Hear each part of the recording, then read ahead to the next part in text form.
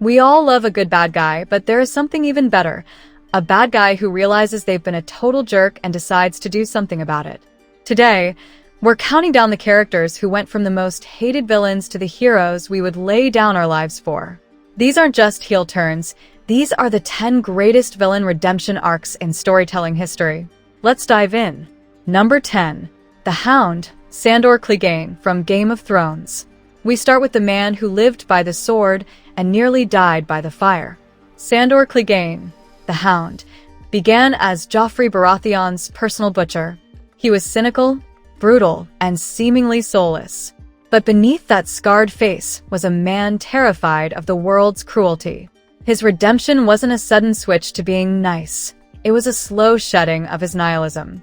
From protecting the Stark girls to finding a brief moment of peace with Brother Ray, Sandor's journey was about realizing that while he couldn't undo his past, he could choose who he fought for in the present.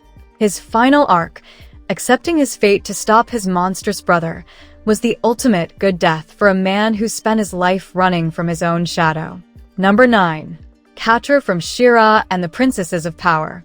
Catra is the gold standard for hurt people. For 4 seasons, she was the primary antagonist, fueled by abandonment issues and a toxic need to prove she was better than Adora. She pushed everyone away, destroyed worlds, and nearly ended reality itself just to win. Her redemption works because it feels earned through immense pain.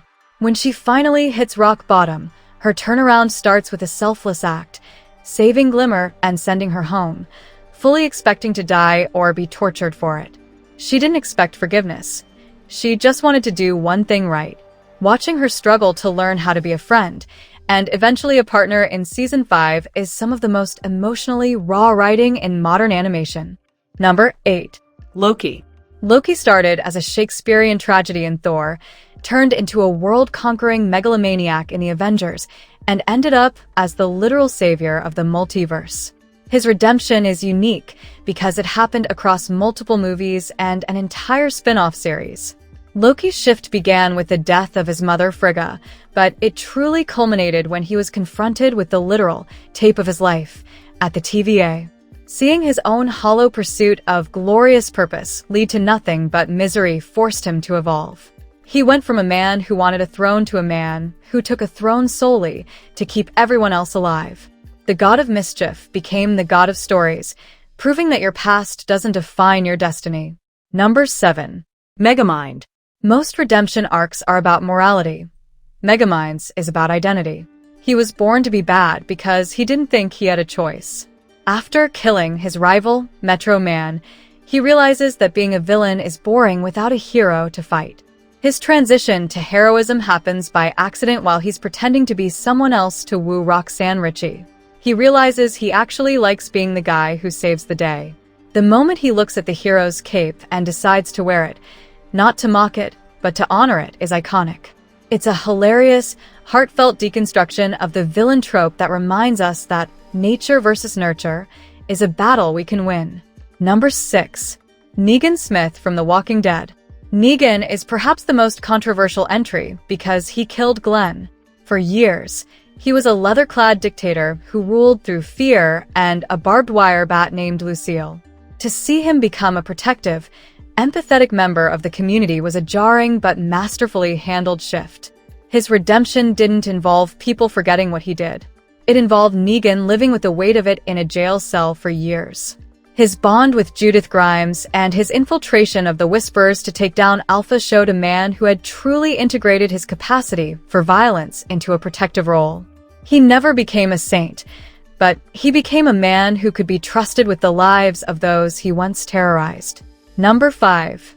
Arthur Morgan from Red Dead Redemption 2. Arthur Morgan starts the game as a debt-collecting enforcer for a gang of outlaws. He is a bad man who does bad things for a leader he views as a father.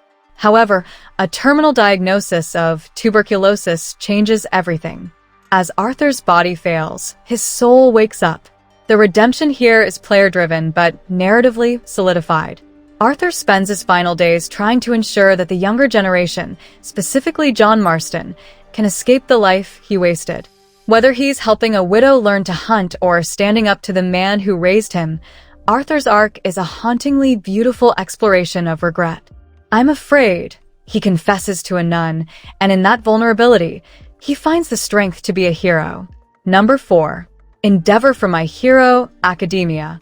Endeavor's redemption is arguably the most realistic because it focuses on reparative justice. He wasn't just a villain to the world. He was a domestic abuser who destroyed his family to surpass all might. When he finally becomes the number 1 hero, he realizes that the view from the top is empty because of the bodies he stepped on to get there. What makes Endeavor's arc top tier is that he doesn't ask for forgiveness. He knows he can't be forgiven. Instead, he focuses on being a better man and a better hero for the sake of his children and the society he swore to protect. The high-end fight, where he pushes past his limits while shouting, "Watch me," signaled the birth of a man who finally understood what it meant to be a symbol. Number 3. Vegeta from Dragon Ball Z. The Prince of All Saiyan started as a genocidal space pirate who wanted to wish for immortality. He was arrogant, murderous, and hated Goku with every fiber of his being. His redemption was a slow burn that spanned decades of real-world time. The turning point was the Majin Buu saga. Vegeta allowed himself to be corrupted by Babidi to regain his evil edge, only to realize that his love for his family had made him soft, and he preferred it that way. His final sacrifice against Buu, where he hugged his son and fought for someone other than himself, is one of the most emotional moments in anime history. In Dragon Ball Super, he continues this by training to atone for the Saiyans' past sins. At number 2 we have Darth Vader. The man in the black mask is the most iconic villain in cinema, and his redemption is the heart of the original trilogy. For 2 movies, he is a force of nature, an unstoppable executor of the Emperor's will. But the revelation that Luke Skywalker is his son plants a seed of conflict. Luke insists that there is still good in him, and he was right. Vader's redemption isn't about policy or politics, it's about a father's love. When he sees his son being tortured by Palpatine, the man who manipulated him for decades, Anakin Skywalker finally wakes up. He throws the Emperor down the reactor core, sacrificing his life to save his son. In his final moments, he asks Luke to remove his mask so he can look upon him with his own eyes, completing a journey from light to dark and back again. Number 1. Prince Zuko from Avatar: The Last Airbender. There was never any doubt. Zuko's redemption arc is widely considered the greatest in the history of fiction. He begins as a petulant, banished prince obsessed with restoring his honor by capturing the Avatar. What makes Zuko number 1 is the relapse. In the Season 2 finale, he is given everything he ever wanted, but he chooses the wrong path anyway. This makes his eventual choice to join Aang in Season 3 feel incredibly earned. He had to experience having it all to realize that his father's version of honor was a lie. From the Zuko Alone episode to the awkward "Hello, Zuko here" introduction to the gang, his growth is paced perfectly. He doesn't just join the heroes, he becomes the teacher Aang needs to end the war. Zuko didn't just find his honor, he created it. Redemption isn't about erasing the past, it's about what you do with the time you have left.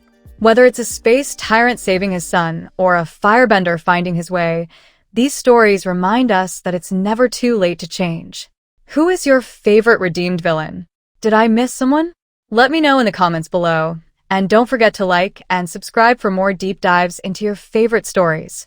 See you in the next one.